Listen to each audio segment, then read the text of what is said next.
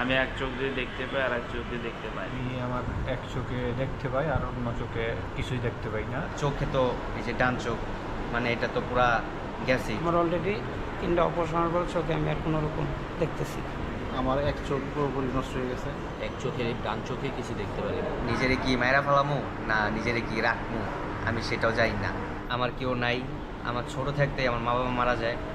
আমি আমার আন্টির কাছে এক বড় হয়েছিলাম। আমি ছিলাম একটা খেটে খাওয়া মানুষ, মানে আমি কোনো ছাত্র না। আমি প্রাইমারি পর্যন্ত পড়তাম। আমি একজন গার্মেন্টস শ্রমিক। অফিস ছুটির পরে আমি মনে করেন যে আমার বন্ধুর বাসার সব কিছু রাইখা আমি আন্দোলনে যোগ দিয়েছি।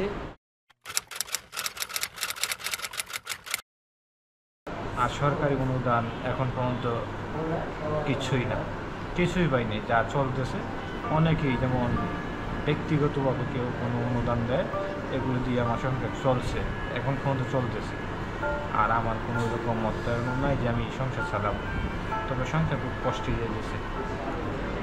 আমি সরকারের কাছে আর্থিক সহযোগিতা চাইছিলাম, এখনও আমি সহায়তা পাইনি। আর দেশের যে পরিস্থিতি দেখতেছি ভবিষ্যতে পাবো বলে এরকম মনে হয় না। মানে সেদিনের কথা কি বলবো, সেদিনের কথা বলতে গেলে চোখটা পানি পড়ে যায়। আমার মাথায় এসে একটা গুলি লাগে। গুলি মানে আমি বুঝতে পারি না যে গুলি লাগছে না বোম পড়ছে, মানে এরমভাবে জিনিসটা লাগছে। মানে ওইখানে অজ্ঞাত অবস্থায় পুরা পড়ে যায় আমার হাতে, আমার মাথায়, মানে বিভিন্ন শরীরে এখন অনেক ছড়াগুলি আছে। আর চোখে তো এই যে ডান চোখ, মানে এটা তো পুরা গেছে, চোখ দিয়ে অনেক রক্ত পড়ছে। তখন ওইখান থেকে আমার এই কিছু ছাত্র ভাইয়েরা ঢাকা মেডিকেল নিয়ে ভর্তি করায়। মানে ঢাকা মেডিকেলের কথা কি বলবো, মানে ওইখানে নেওয়ার পরে ঢাকা মেডিকেলে আপনার প্রায় 2 ঘন্টা মানে আমাকে গুম করা রেখে হয়েছে। মানে ওইখানে কোনো আমাকে কেউ খুঁজে পাচ্ছে না যে আমি কোথায়। পরে ছাত্র ভাইয়েরা চাপ দেওয়ার পরে মানে যেভাবে হোক বের করছে আমাকে। দেখে কি আমি একটা ডাম ঘরের সামনে, এখনও ভিতরে বুলেটটা ব্রেনের ভিতরে ঢুকে গেছে। মানে তারা বলে শুধু যদি এটা বের করে একবারে চোখই বাদ হয়ে যাবে। আমার কেউ নাই, আমার ছোট থাকতেই আমার মা বাবা মারা যায়। আমি আমার আন্টির কাছে এক বড় হয়েছিলাম, মার বান্ধবী, সেই পালপুস করে বড় করছে।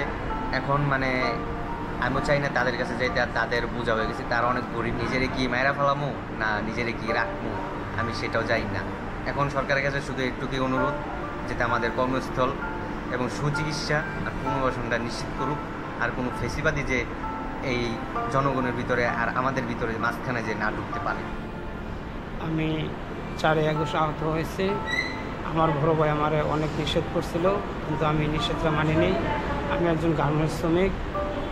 অফিস ছুটির পরে আমি মনে করেন যে আমার বন্ধুর বাসার সব কিছু রাইখা আমি আন্দোলনে যোগ দিয়েছি আমার ছাত্র ভাইদের বাসার থাকার জন্য।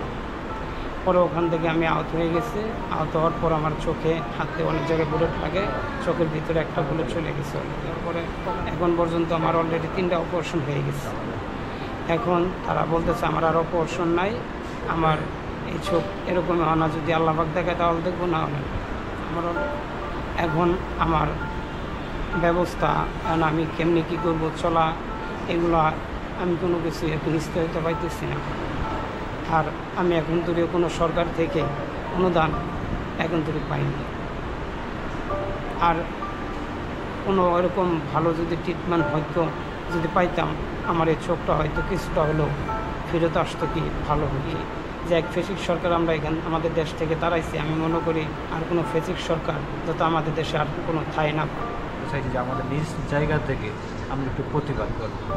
তো ওই দিনকে 18 জুলাই আমরা আন্দোলনে অংশগ্রহণ করি। ওখানে আমাদের সাথে পুলিশ আমাদেরকে অনেক বাধা দেয়। এই অবস্থা আমাদের উপর লাঠিচার্জ, এমনকি গুলি, এই শুরুতেই গুলি করে। তো ওখানে আমি আহত হই। ওই দিন 18 জুলাই আমি ওই দিন বাড়িতে যাইতে পারি নাই।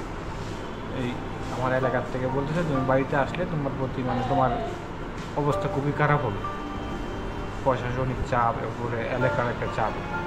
এই চাপ নিয়ে আমি বাড়িতে না যাই। পরে এভাবে আরও 2 দিন চলে যায়, কোনো হাসপাতালে যাইতে পারি নাই, কারণ তখন আমি পলাতক, মানে আমি তখন আসামি।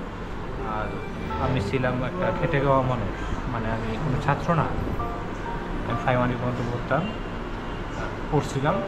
আর আমি আমার এলাকায় থাকতাম, বলতে অন্যের কাজ করতাম। অন্যের কাজ করে আমি জীবিকা নির্বাহন করতাম। আমি কিন্তু আমার সংসারে আমি উপার্জনকারী। আমার একটা ছোটো মেয়ে আছে, ওয়াইফ আছে, মা আছে, ছোটো একটা ভাই আছে। আর এরপর থেকে যে সরকারি যে অনুদান যে বলেন, সরকারি অনুদান বলতে এইটাই যে আমরা একটু চিকিৎসাটা পাচ্ছি, কিন্তু চিকিৎসা কিন্তু সুচিকিৎসা না। এখনও মানে ভালো চিকিৎসা যে আমরা পাইতেছি কেমনে বলি। আমার এই চোখে এখন পর্যন্ত 5 বার কাটা হয়েছে, এখন পর্যন্ত চোখটা 5 বার কাটা হয়েছে, এখন কোনো উন্নতি নেই, যে হবে কি না ওইটাও নিশ্চিত নেই। থানার ভিতর থেকে গুলি চালানো শুরু করে। তো আমরা ওইখানে অনেকে অবস্থান নিচ্ছিলাম, গুলি চালানো শুরু করে। প্রথম গুলি ধরেন আমার চোখে এসে রাখে বাম চোখ, আমি এক চোখ দিয়ে দেখতে পাই আর এক চোখ দিয়ে দেখতে পাই।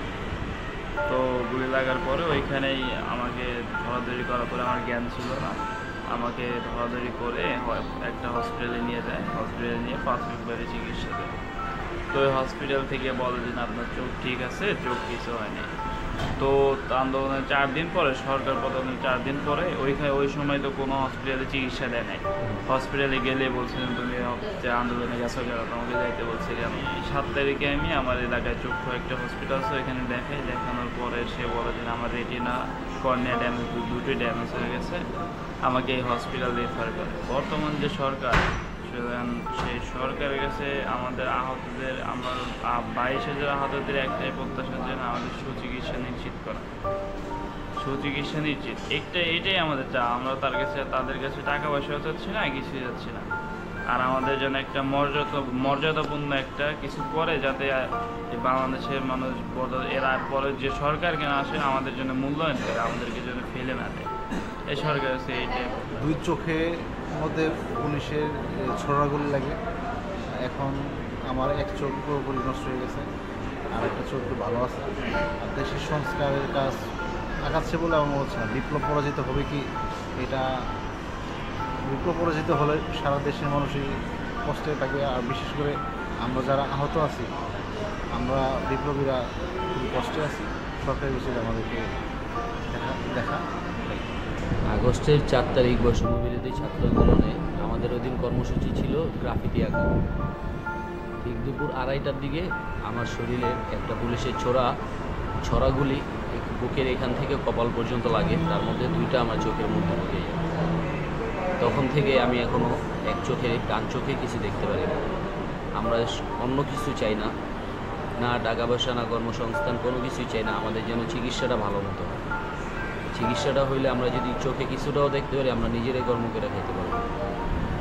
এত কষ্ট করে আমরা দেশটা স্বাধীন করলাম, এখন সরকার আমাদের যদি চিকিৎসাটা না করে, তাহলে তো দেশ স্বাধীন করাটা আমাদের সম্পূর্ণ বিফলে চলে যাবে।